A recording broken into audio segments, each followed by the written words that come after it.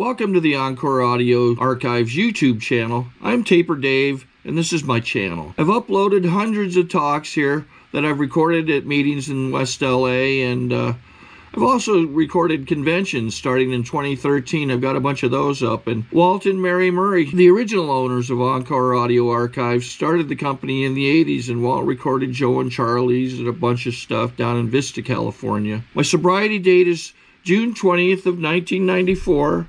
I hope you find something you like, so please like and subscribe to my channel and comment down below. If you want to hear something that I don't have or that you don't see, I'll see that I get it. Anyways, take care and have a great day if you want to. I'd like to welcome everybody to the Hospitals and Institutions meeting of the 64th Annual Southern California Convention. My name is Joe Waddle. I'm an alcoholic. Joe! Hey, before we start, a couple little housekeeping items. In consideration of our speakers, we request that each person please turn off your cell phones, Tanya, and put them away. And please, no texting, pretty disruptive. No smoking in the facility. This includes vaping. We ask that you go outside in the designated smoking areas. And please keep in mind we're guests here at the Convention Center in the hotel, and we represent our fellowship in the spirit of attraction. With that being said, will you please join with me in the serenity prayer? God, grant me the serenity to accept the things I cannot change, the courage to change the things I can, and the wisdom to know the difference. Amen. Alcoholics Anonymous is a fellowship of men and women who share their experience, strength, and hope with each other, that they may solve their common problem and help others to recover from alcoholism. The only requirement for membership is a desire to stop drinking. There are no dues or fees for AA membership. We are self-supporting through our own contributions. AA is not allied with any sect, denomination, politics, organization, or institution. Does not wish to engage in any controversy, neither endorses nor opposes any causes. Our primary purpose is to stay sober and help other alcoholics to achieve sobriety. And this morning I have asked Marty to read Chapter 3 out of the Big Book of Alcoholics Anonymous. All right, Marty. My name is Marty and I am an alcoholic. Marty. There. Most of us have been, Chapter 3, more about alcoholism. Most of us have been unwilling to admit we are real alcoholics. No person likes to think he is bodily and mentally different from his fellows. Therefore, it is not surprising that our drinking careers have been characterized by countless vain attempts to prove we could drink like other people. The idea that somehow, someday, he will control and enjoy his drinking is the great obsession of every abnormal drinker. The persistence of this illusion is astonishing. Many pursue it into the gates of insanity or death. We learned that we had to fully concede to our innermost selves that we were alcoholics. This is the first step in recovery. The delusion that we are like other people, or presently maybe, has to be smashed. We alcoholics are men and women who have lost the ability to control our drinking.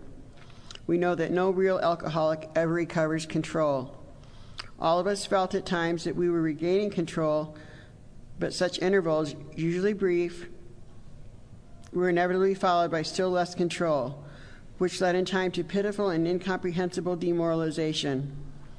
We are convinced to a man that alcoholics of our type are in the grip of a progressive illness. Over any considerable period, we get worse, never better. We are like men who have lost their legs. They never grow new ones. Neither does there appear to be any kind of treatment which will make alcoholics of our kind like other men. We have tried every imaginable remedy. In some instances, there have been brief recovery, followed always by a still worse relapse. Physicians who are familiar with alcoholism agree there is no such thing as making a normal drinker out of an alcoholic. Science may one day accomplish this, but it hasn't done so yet. Despite all we can say, many who are real alcoholics are not going to believe they are in that class. By every form of self-deception and experimentation, they will try to prove themselves exceptions to the rule, therefore non-alcoholic.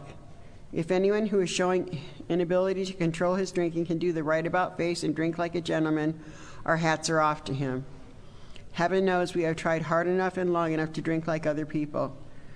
Here are some of the methods we have tried: drinking beer only, limiting the number of drinks, never drinking alone, never drinking in the morning, drinking only at home, never having it in the house, never drinking during business hours, drinking only at parties, switching from scotch to brandy, drinking only natural wines, agreeing to resign if ever drunk on the job, taking a trip, not taking a trip, swearing off forever with and without a solemn oath, taking more physical exercise, reading inspirational books, going to health farms and sanitariums, accepting voluntary commitment to asylums.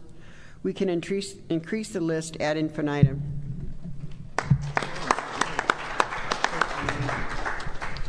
Thank you, Marty. This morning we asked someone to read chapter 5 for us. Debbie, is that you? Oh, Nick, sorry. Nick.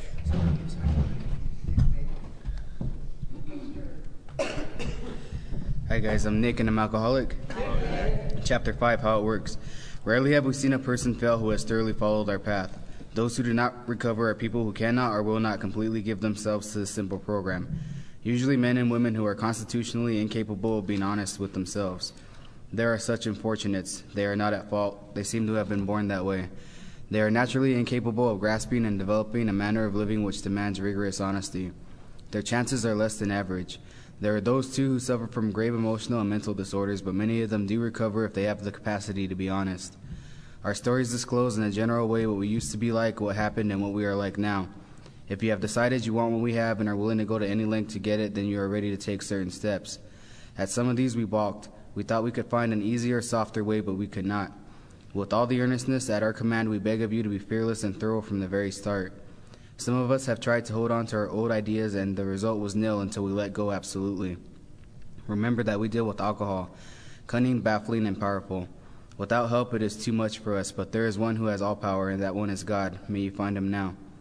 Half measures availed us nothing. We stood at the turning point.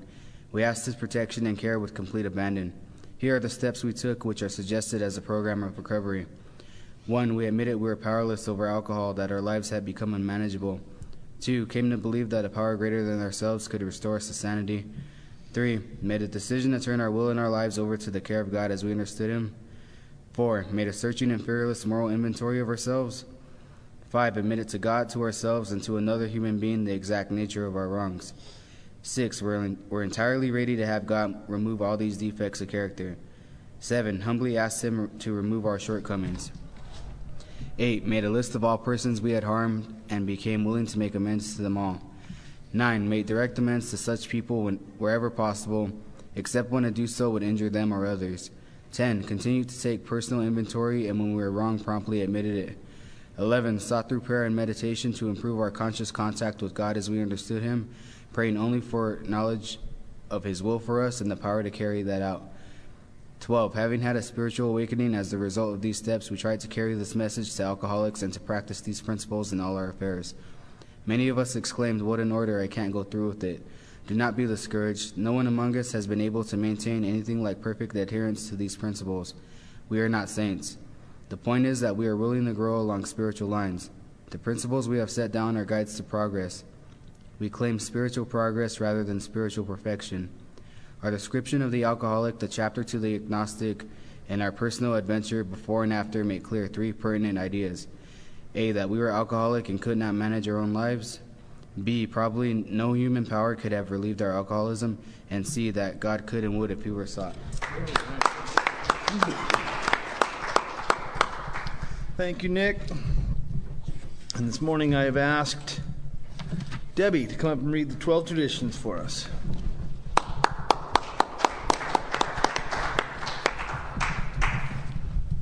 Hi, I'm Debbie. I'm an alcoholic. Hi, Debbie. 12 traditions. 1. Our common welfare should come first. Personal recovery depends upon AA unity. 2. For our group purpose, there is but one ultimate authority, a loving God as he may express himself in our group conscience. Our leaders are but trusted servants, they do not govern. 3. The only requirement for AA membership is a desire to stop drinking. 4. Each group should be autonomous except in matters affecting other groups or AA as a whole. 5, each group has but one primary purpose: to carry its message to the alcoholic who still suffers. 6, an AA group ought never endorse, finance, or lend the AA name to any related facility or outside enterprise, lest problems of money, property, and prestige divert us from our primary purpose. 7, every AA group ought to be fully self-supporting, declining outside contributions. 8, Alcoholics Anonymous should remain forever non-professional, but our service centers may employ special workers. 9, AA as such ought never be organized, but we may create service boards or committees directly responsible to those they serve. 10, Alcoholics Anonymous has no opinion on outside issues. Hence, the AA name ought never be drawn into public controversy. 11, our public relations policy is based on attraction rather than promotion. We need always maintain personal anonymity at the level of press, radio, and films. 12, anonymity is the spiritual foundation of all our traditions, ever reminding us to place principles before personalities. All right, Debbie, thank you.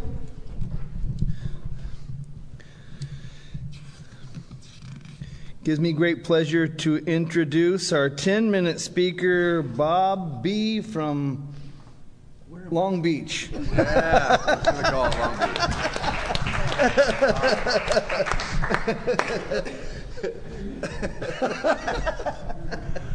Hi, I'm Bob, and I'm an alcoholic. Hey, Bob.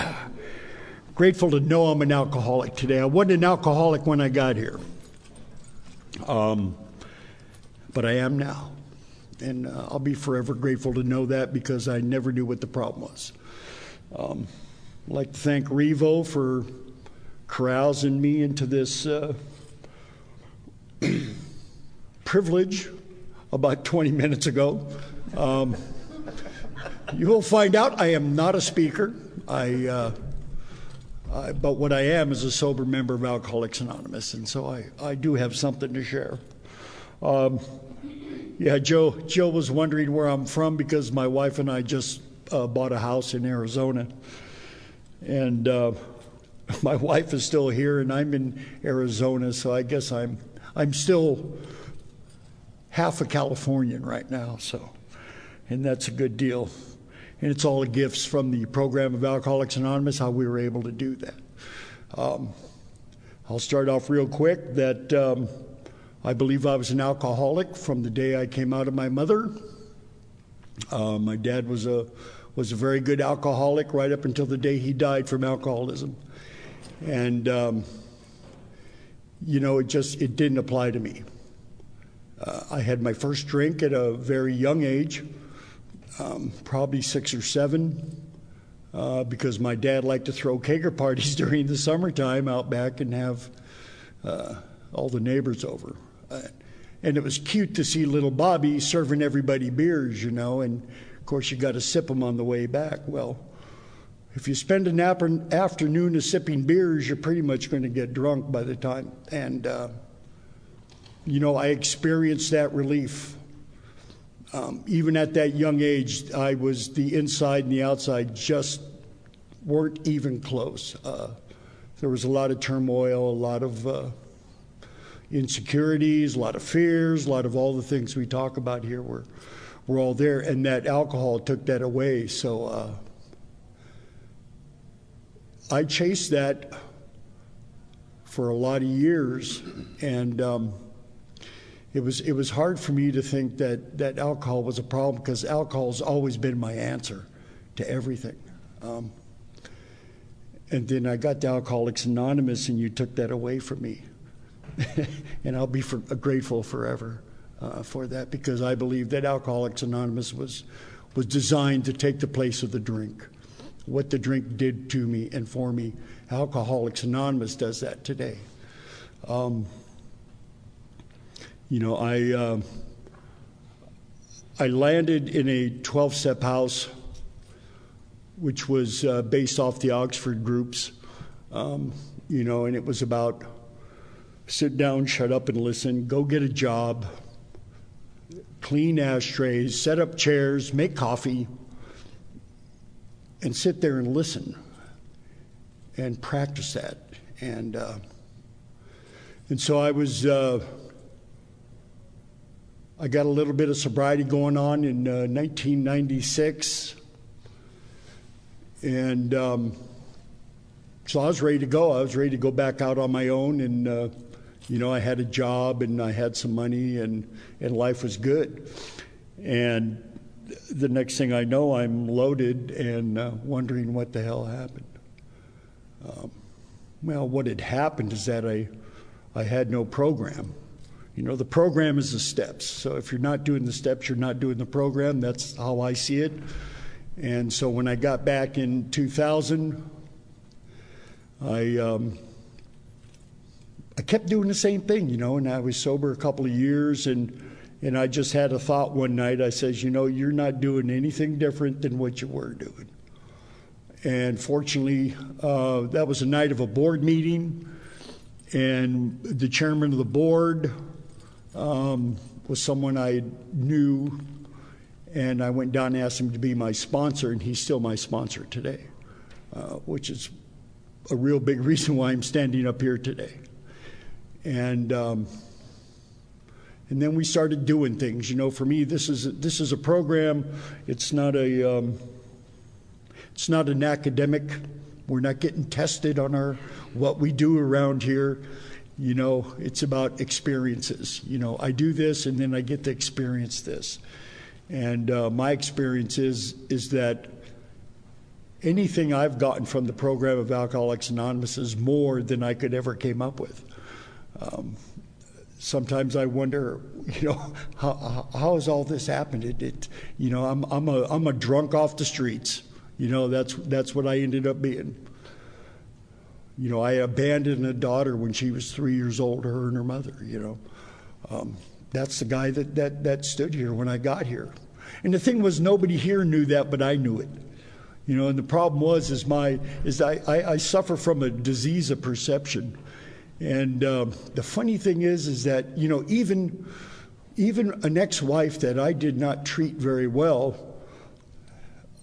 I didn't treat her as bad as she thought I did. But I thought I was treating her very bad, and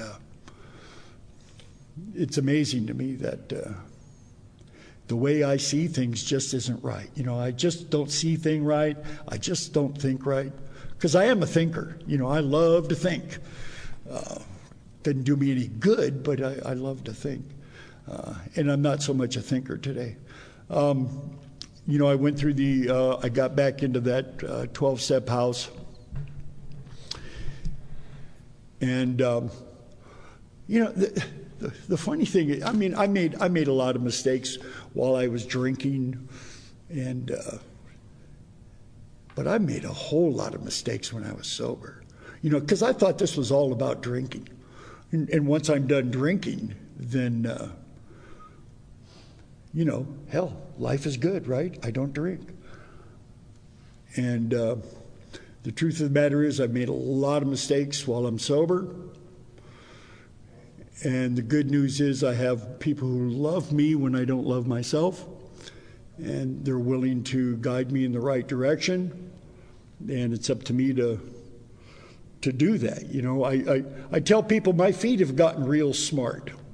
My feet are much smarter than my brain. My feet will do things, and it's like I do them because that's what I do. That's what I do. And so hopefully we get some smart feet around here and we know what to do, And I'm standing up here speaking because someone asked me to do this, because I don't like doing this. So it's probably the best thing for me because I don't know what's good for me anyway. Not even today. My sobriety date is October 23rd, 2000, and my sponsor is Scott Bond. And my home group is still the Inner City Group until I get a new one in Arizona. And these are the reasons why I'm sober today, as far as I know. That's because that's all I know, And that's because that's what you told me what I needed to do. Not because that's what I came up with, because I have much better plan for Bob. And we all know Bob's plans don't work out very well. How we doing on time here, buddy? 5 minutes. Okay. We cut that in half. Oh, okay, good. Yeah, you know, the disease of perception thing, I mean, it was always,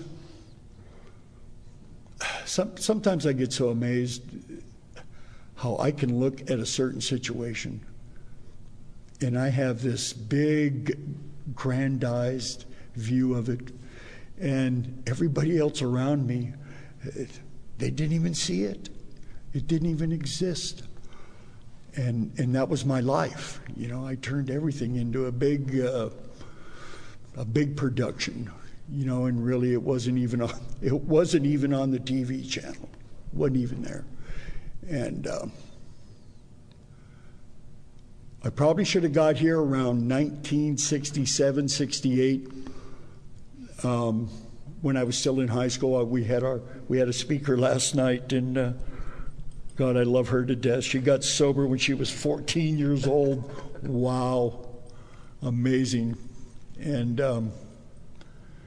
yeah, I could have easily been here when I was 14 years old, but you know, I had to wait until I was 43. I had to continue to take hostages along the way and get enablers along the way to allow me to do what I did. And you know, I always worked. I mean, I always went to work. I was always to work on time. You know, I was that actor. I was that guy painting a picture. You know, but it wasn't what you saw on the outside wasn't the same on the inside. And this thing has changed my insides. One of the greatest things that's happened to me in Alcoholics Anonymous is that I've learned how to cry. And you can ask my wife. And you know, I don't cry over sadness. I cry over happy things. My heart feels joy, and I have tears. And you know, I'm just a big softy now. You know, that guy I was running from. You know, I remember being a kid, and that would happen. Something would happen to somebody, and I would tear up because I felt, you know what I mean. And now I embrace that. I'm so grateful for things like that. So many things happen in this program, and you don't even know they're happening. And then you come to see that you're like, wow. I have a lot of, I call them aha moments. It's like, aha, so that's what those guys meant. Aha, so that's what she meant or he meant. And that's why we don't leave before the miracle. You know, I don't know what your miracle is. My miracle is that I woke up sober this morning and with a couple of guys at 5, and by about 5:10 we were laughing our asses off and enjoying each other's companies, and you know, that's just not normal for me. I don't do things like that, not at all. We forgot to put the filter in the coffee maker this morning, so it went all over the counter. Love that. And you know what? Give me an opportunity to go off, and that would have been it. You know, I'm going to tell you how stupid you are, and if I had done it, it would have been fine. I don't know who did it, but you know. And you know, it was something we laughed about, and we cleaned it up and made another pot of coffee. That's what you do, you know. You don't. This self-centered anger stuff is just, God, it's controlled me for my life, and it's done nothing but gave me an opportunity to feed my ego. You know, my grand sponsor came back from Hawaii a few years ago. He says, "I never thought I'd hear anything new in AA." He says, "But I heard the Spanish guy just stood up. He says, 'My ego is not my amigo,' and he sat right back down." Love that. And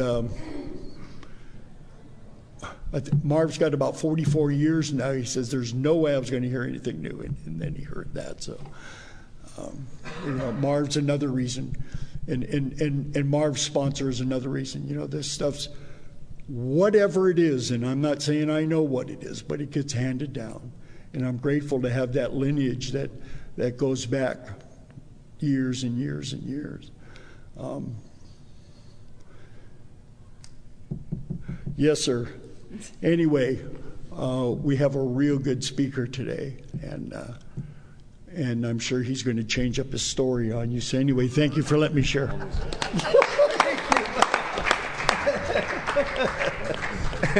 Thank you very much, Bob. And that was great. I was the guy on the coffee maker, just so everybody's clear on that, okay? You got to be smarter than the coffee maker, and I wasn't, obviously. Hey, it gives me great pleasure to be able to introduce this next gentleman who we've had the privilege of watching. We're all Harbor area H&I folks, and Shane joined us with some real motivation. He was eager, but he had that deer in the headlights look, which we all loved. And, you know, it's been a pleasure really watching him grow. But more importantly, I watched him in our committee meetings we do every month. And he's quick to grab chairs, he's quick to help out, he's quick to talk to new people. And I think that's what this thing is about. So I'd like to welcome our speaker, Shane, please.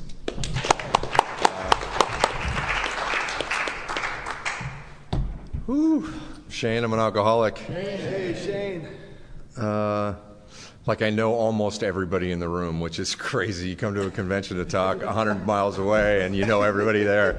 You know why? Because this is Alcoholics Anonymous, and like we surround each other with love or whatever. We show up for each other, and that's nice. My mother is here, Suzanne. It's this woman right here. Not the one on the left, the one on the right. And another friend came to join me, someone that's known me for a very long time. This is a girlfriend of mine, Nikki, who she's sober a long time. She's sober 29 years and 29 and a half years. And yeah, so I met her in Young People's AA a long, long time ago, and I hadn't seen her in 22 years. And so she flew in to see me, to hear me speak for you people. For all 12 of you. This is perfect, man. My morning meeting, there's like 250 people and I talk there all the time. Not all the time, but I talk a lot there. So this is more comfortable for me, man. This is perfect. This is my wheelhouse right here. Talking to a room full of drunks, because this is the way that I got sober, and this is how we did it. And it's absolutely, everything's as it should be, and it's perfect. And they've been very, I want to thank Revo for asking me to come share with you guys, and they've been very accommodating. The hotel room's really nice. The place is beautiful. God, isn't this gorgeous? I've never been to the Westin in Rancho Mirage before. And if you know where I came from, you would say, I'm doing okay with the Westin in Rancho Mirage. And, you know, I'm watching the ducks swim in the little pond this morning. And, yeah. So there's a couple of stories. I'm going to open with one story. And this first story is about, it's not a joke. It's about a priest, a minister, and a rabbi, and they're at this a multicultural seminar in the woods in Colorado, and they're having a debate all night long. Who's the best at recruiting new members for their faith, and so they come to an agreement that in the morning, each is going to go out and they're going to seek a bear, and whoever can convert their bear is the best. That's the challenge. The challenge is to convert a bear to your faith. So they decide to leave the cabin at 8 o'clock, and they're going to meet back at noon. They've got 4 hours. So at noon, the minister's back and the Catholic priest is back, but no sight of the rabbi. So they start sharing, and the minister says, "Well, I found my bear down by the creek." He said, we baptized him in the creek right there and then. He's coming to Bible study next week, right? So he converted his bear, and the Catholic priest says, "Well, I found my bear. I was traveling up the side of a mountain. I found my bear on a trail and taught him the catechism. He's going to have his first communion next Wednesday." So he converted his bear. And right when he gets done talking, the rabbi comes in, and the rabbi is just frantic, and he's scratched up really bad. He's in really bad shape, and he tells him, "I don't think I should have started with the circumcision." So it's a stupid old joke. Who tells a joke like that from the podium in Alcoholics Anonymous? My sobriety date is June 21st of 2000. Class of 2000 with my friend Bob here. And yeah, so it's been quite a journey. It's only been 15 and a half years, which is, to some people that's a lot of time, and to some people it's not so much. Hi, Tanya. Some of my favorite people are in this room right now. So what happened for me was tell a little bit about what it was like growing up. And I can't lie, because my mother is here.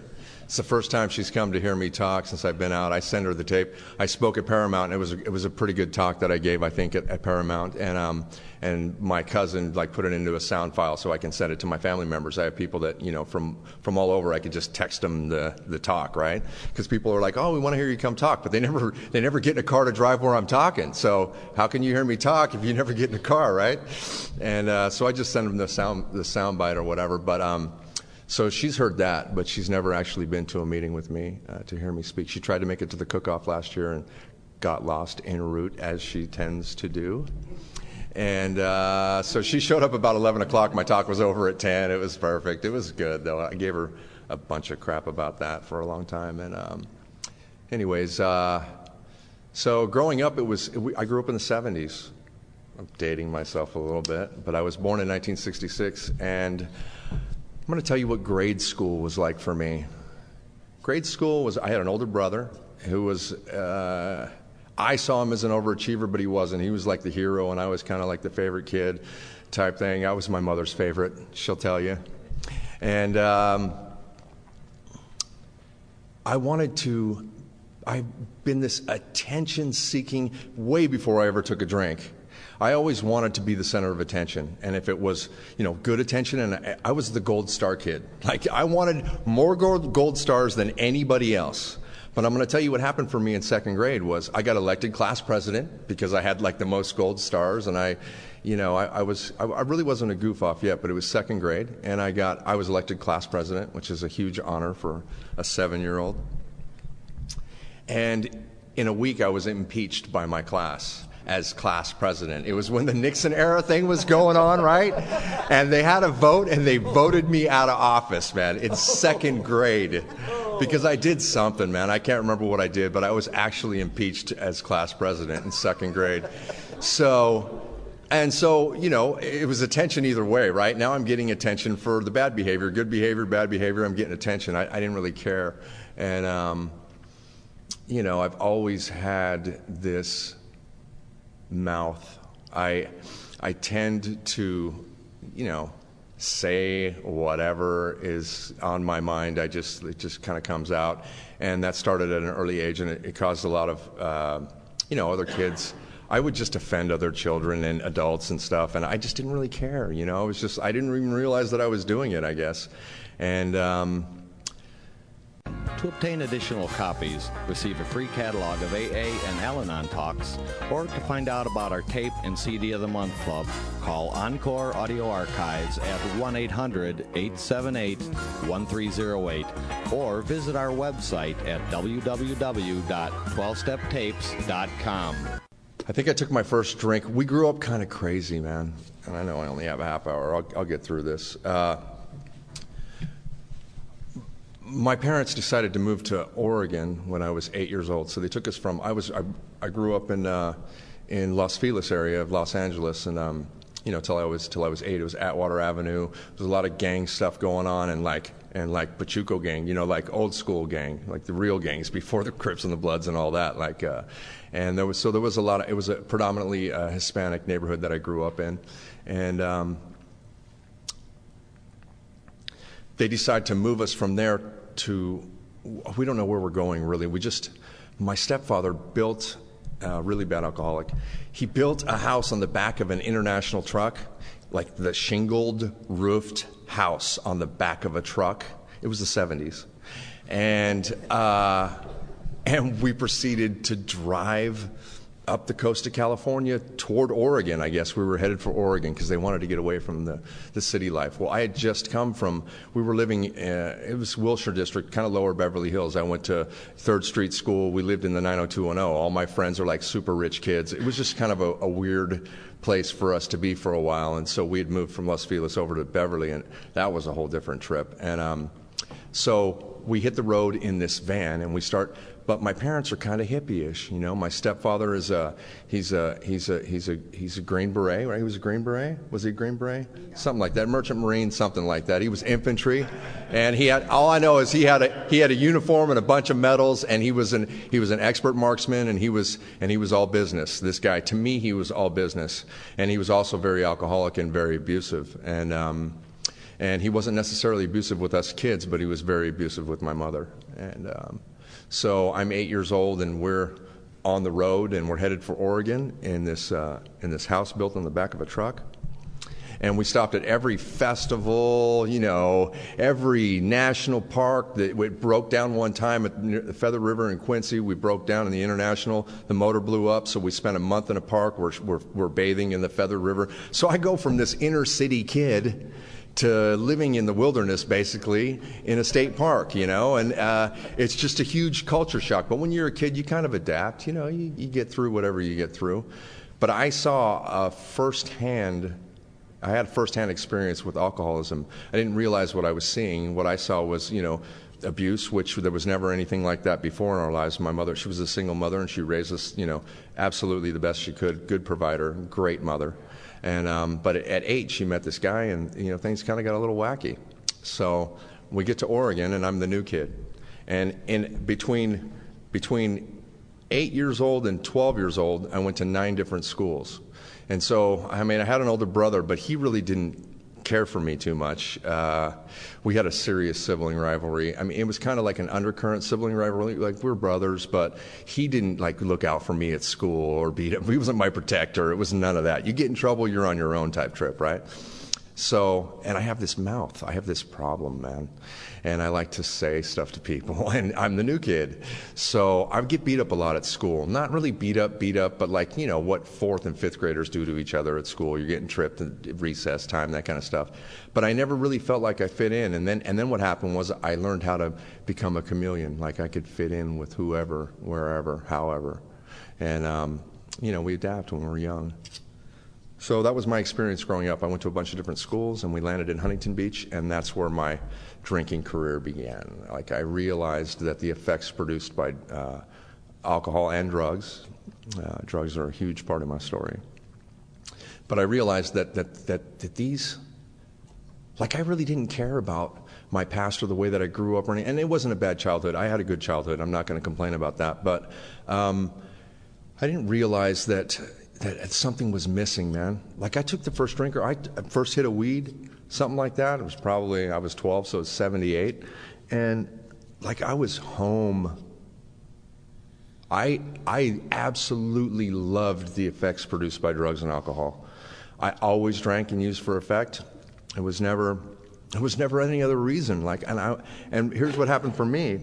Like, I always want to be high now. You introduce me to something that makes me feel good, it makes me not feel insecure, that makes me easy with my friends. You introduce me to something like that and give me that ease and comfort that we get from taking a drink or taking a drug. I want it all the time. I'm a full-time kind of guy. Like, I want round the clock. Like, I would like to wake up at 3 a.m., use the restroom, and take a bong hit, you know, like, and then go back to sleep. Like, I always want to be under the influence. Even in my sleep, I want to be under the influence. So I was actually I tested pretty high when I was a kid, right? I had a fairly high IQ. And I don't have it anymore, so. But I was in these special programs, and I got good grades. And when I paid attention, I never cracked a book, man. I would just show up on Friday and pass the tests. That's the kind of kid that I was. I never took homework home. I don't think you ever saw a book at home. And this is my whole, well, at 16, you know, I'm under the influence all the time. I'm smoking a lot of weed. Your retention isn't there. And I dropped out of school. I actually got kicked out. I quit going, and then they put me in continuation, and I wouldn't go to that even. And then, so I dropped out of high school at 16. In the 11th grade. So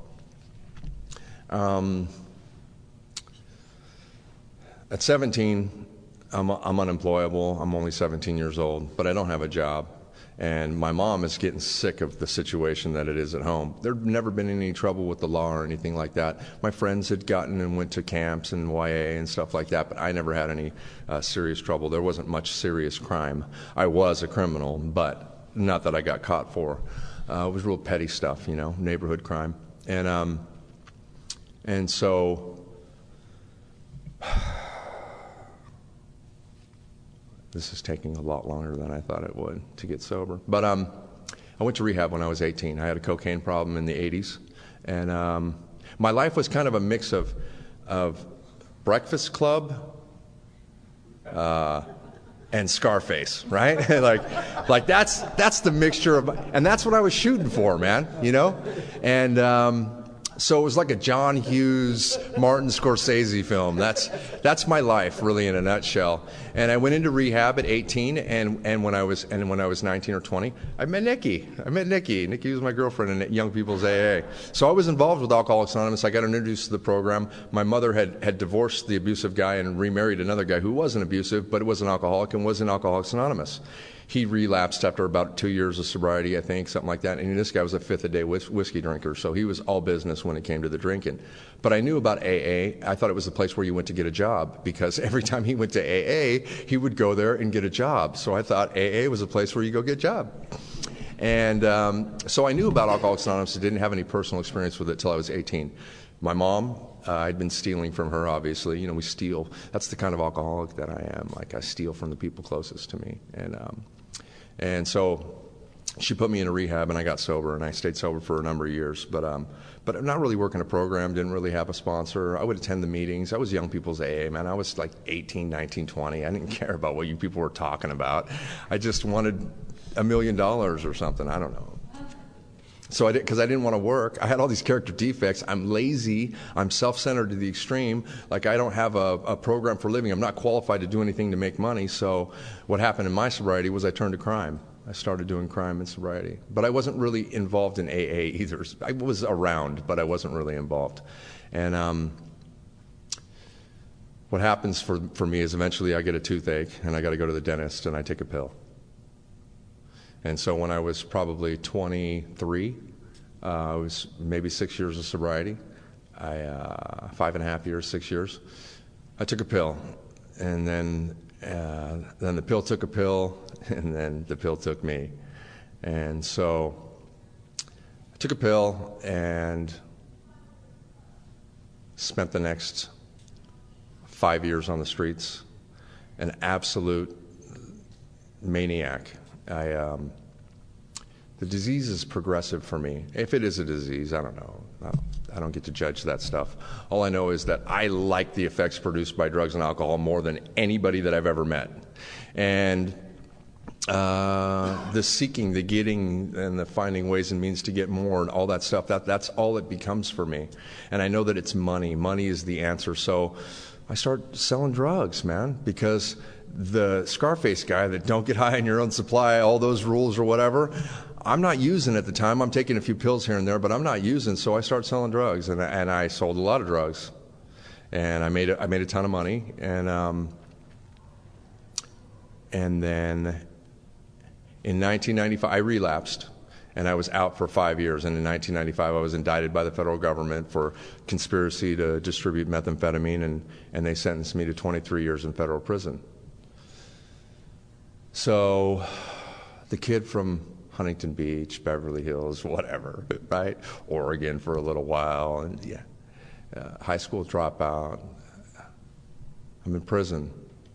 I'm going to prison, and I'm going for 20 years. And I was 28 years old, and I don't know if anybody, it's impossible unless you've done any time to like conceptualize like what that looks like for you as a human being. You're like, nah, you're gonna wake up and this is all a really bad dream, man. Like a really bad dream. But I spent the first 5 years I was locked up, and I did spend those 20 years in federal prison. They let me out last year. And I spent the first 5 years getting as loaded as I possibly could, trying to shut out the pain and humiliation and suffering that I was feeling at where my life had been, I never saw it coming. You know what I mean?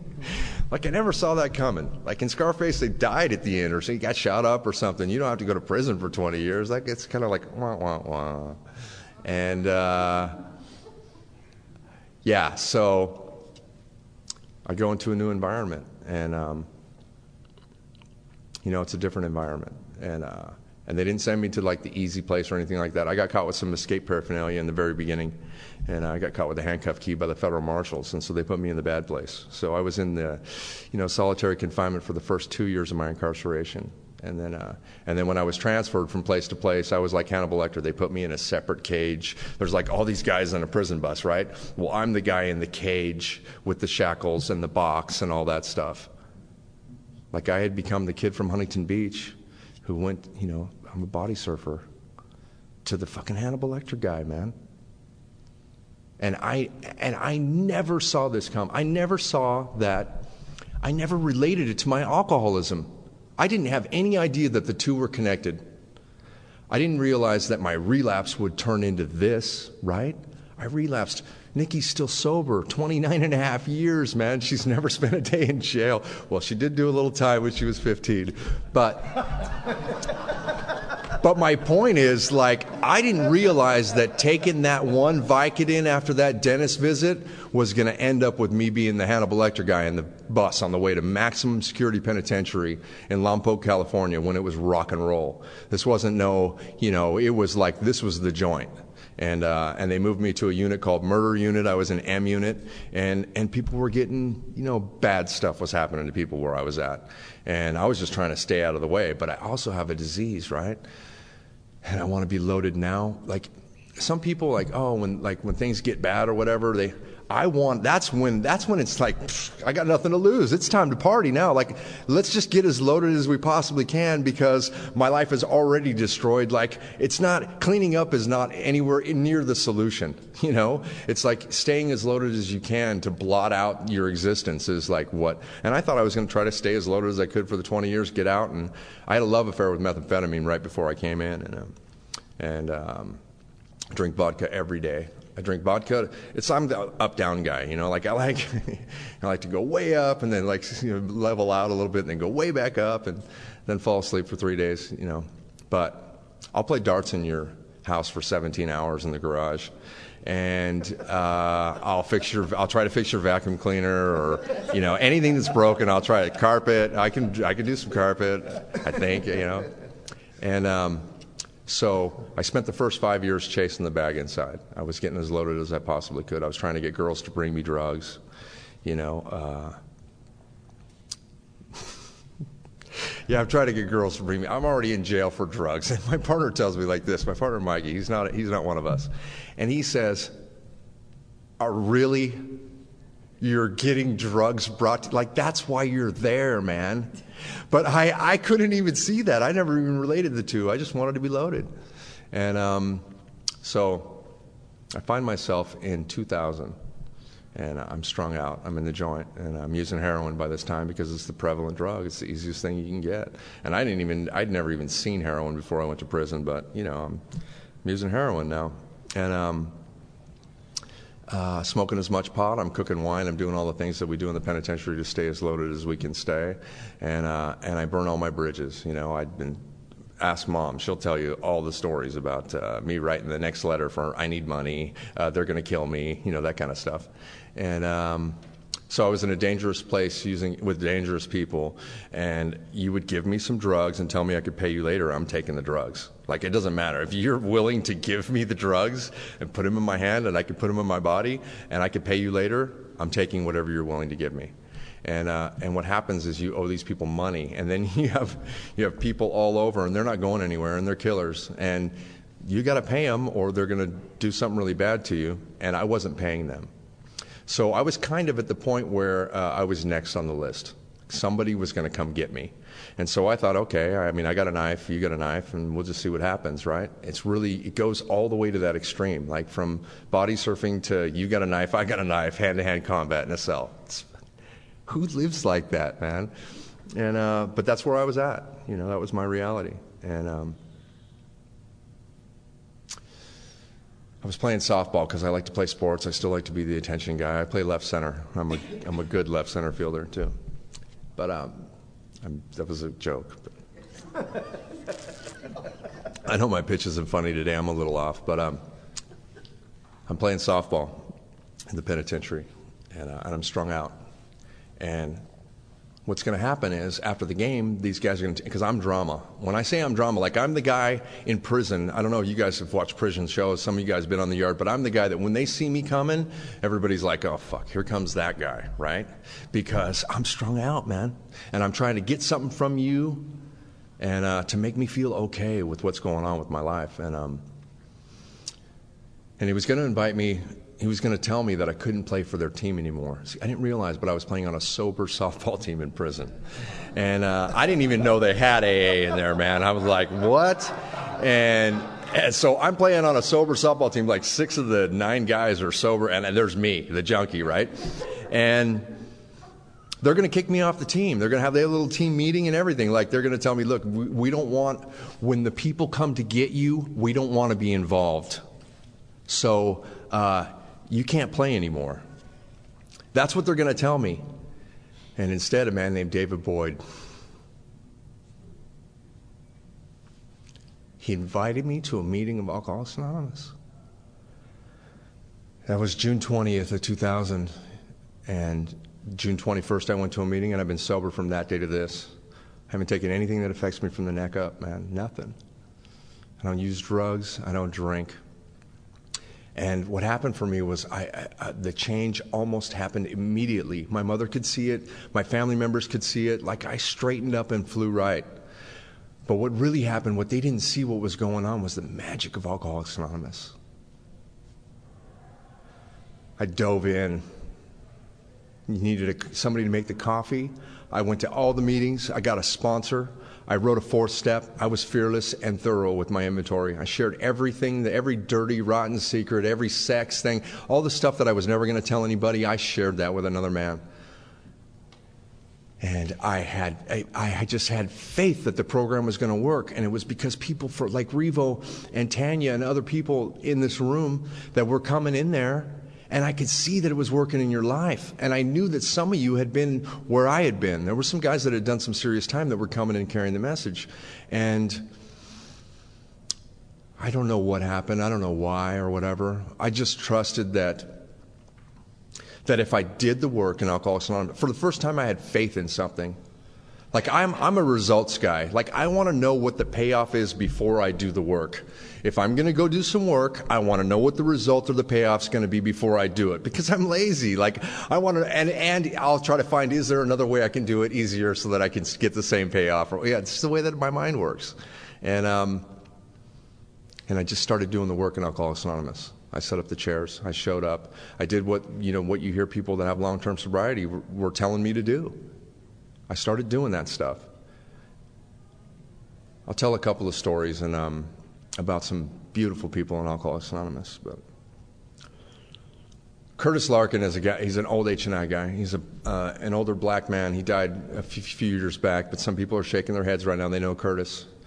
And Curtis used to come into the penitentiary every week, and he would see us. And this is 2001, 2000. And he would tell me, he'd say, Shane. He was great. This guy was a character, man. And when I say a character, I mean he was straight out of a movie character. He'd say, Shane, I can drink anything I want today. I don't want that shit no more. I was just blown away. Like, how do you not want to drink or use drugs? I was new, man. And I still, my body was craving it. My mind was craving it. I mean, I still had I was strung out when I came in, And he said, I don't want that stuff anymore. And I was just like, I was flabbergasted. Like, how do you do that? And he told me, he'd been sober like 25 years at that time. And he's like, you just do the things that we do, man. Another guy, Roman Chacon. I'll tell the Roman Chacon story and then I'll shut up.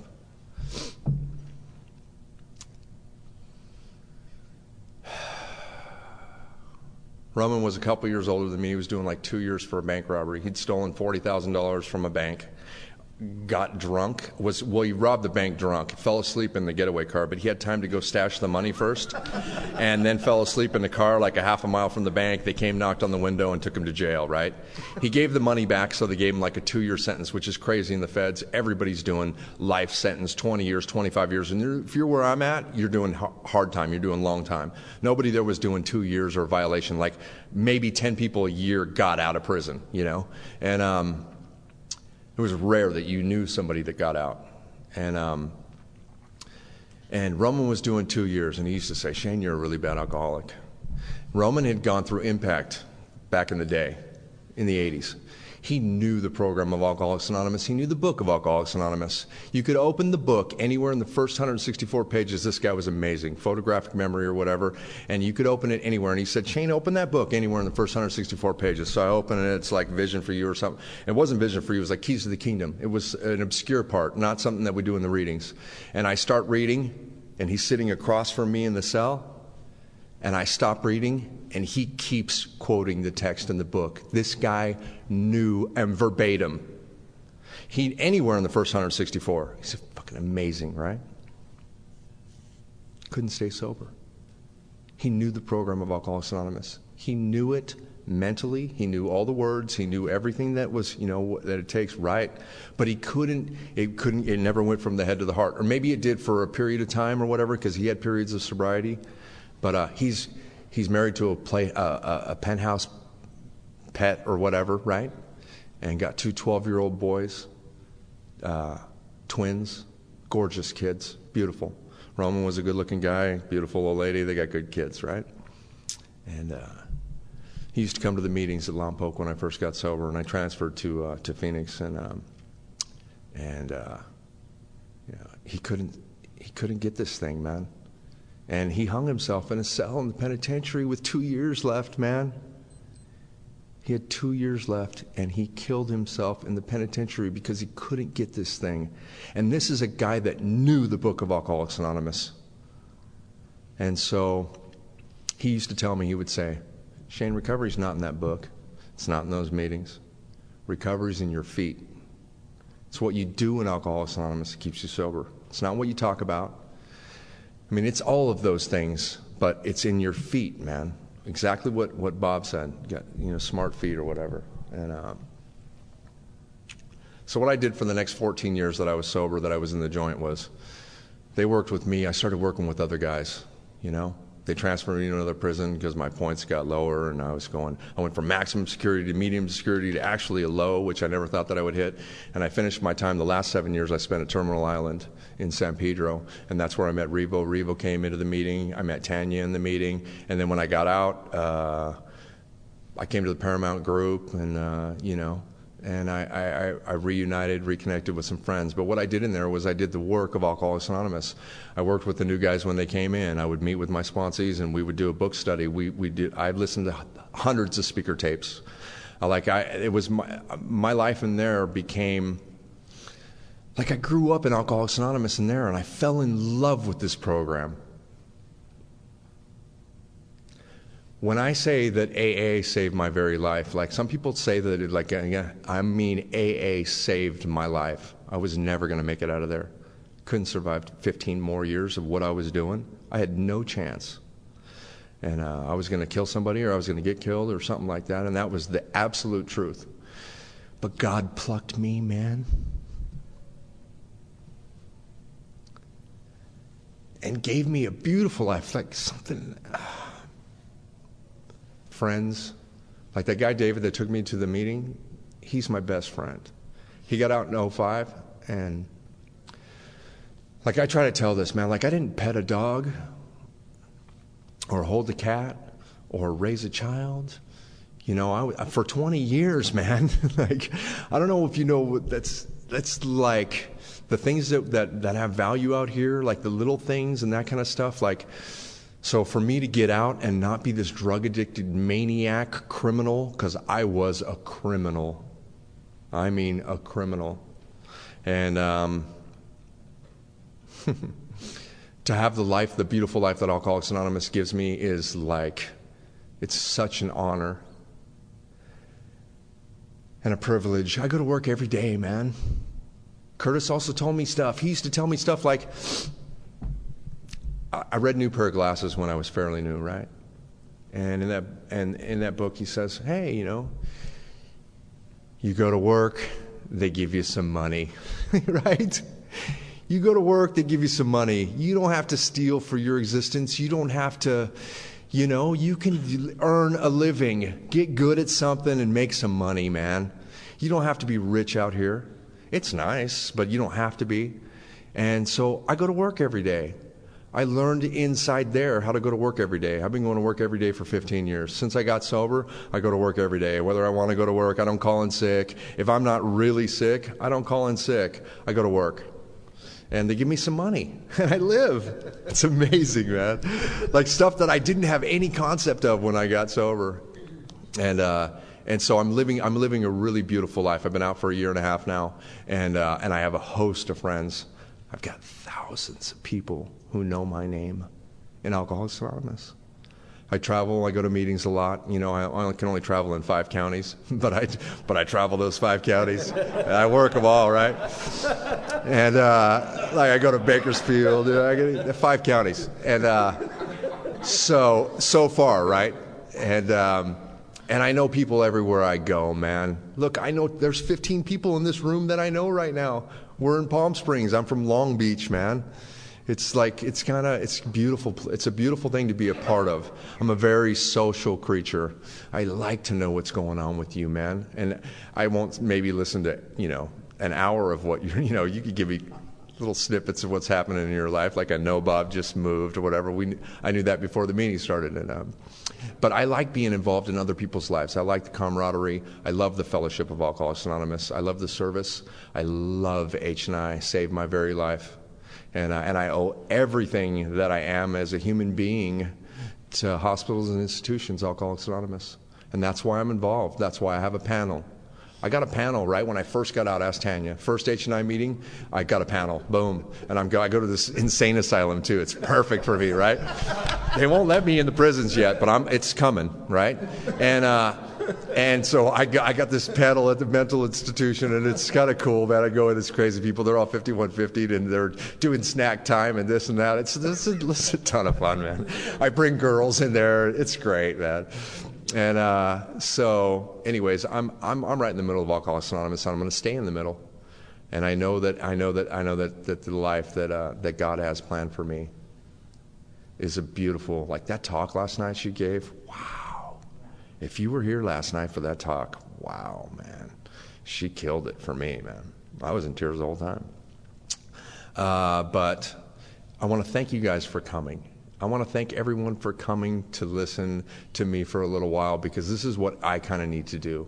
This is my healing. My healing is sharing a message of recovery, that no matter where you are, where you came from, what's happened in your life, that you can get this thing, man. Every person in this room has a story. It might not be the same story as mine, but we've all got our, highs and lows in life and stuff like that. But if you're new especially, like, dive into Alcoholics Anonymous. Look. I'm a completely transformed human being. My mom's right there. She knows. And thank you for letting me share.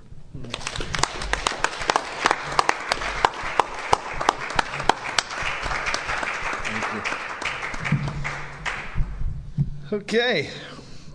Well, hey, thanks everybody for coming to join us, and I'd like to, special shout out to Revo from all of us up here, man. Revo. Can't even begin to tell you, brother. Thank you. All right. A vision for you. Our book is meant to be suggestive only. We realize we know only a little. God will constantly disclose more to you and to us. Ask Him in your morning meditation what you can do for the man who is still sick. The answers will come if your own house is in order. But obviously you cannot transmit something you haven't got. See to it that your relationship with Him is right, and great events will come to pass for you and countless others. This is the great fact for us. Abandon yourself to God as you understand God. Admit your faults to Him and to your fellows. Clear away the wreckage of your past. Give freely of what you find, and join us. Sorry to interrupt your viewing. Taper Dave here. Just wanted to take a second to ask you to like and subscribe to my channel. Let me know if you like what you're listening. I've got some very good talks here, and this one's a great one. Just curious, do you think this is better than Zoom? Tell me what you think. Okay, this is how I prepare my drone for launching. I like to do it inside the cab of my truck so I'm not standing outside in the weather. To install the joysticks for control, up and down, right and left, powered on. I have an Android phone that I use to connect it to the drone with. And it's actually controlled through the iPhone, through an app. Oops, wrong way. It's actually controlled through the iPhone, or through this Android phone, through the app. It's actually controlled through the Android phone, through an app, and you connect it through this short connection right here.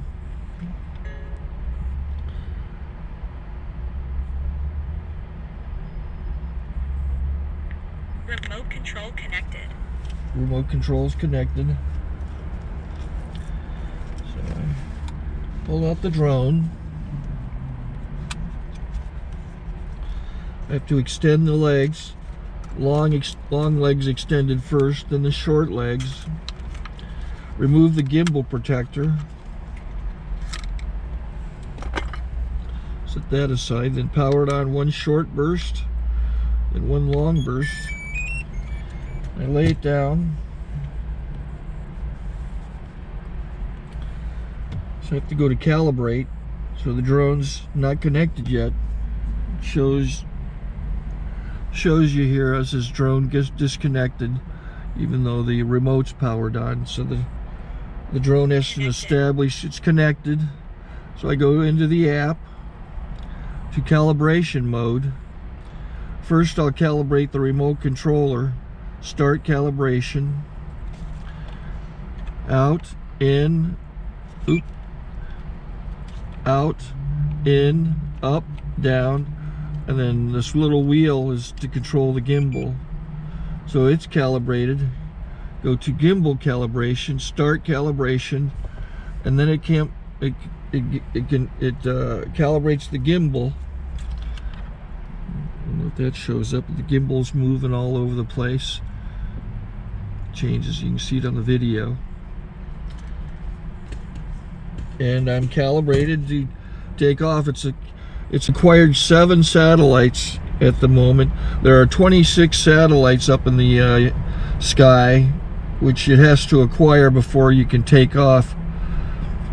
So it's connected. It's got enough satellites. This is white. I can go to press this little arrow button, swipe right to take off, and it would start the motors if I slid this to the right. But I'll wait till I get outside. Don't want to do it inside.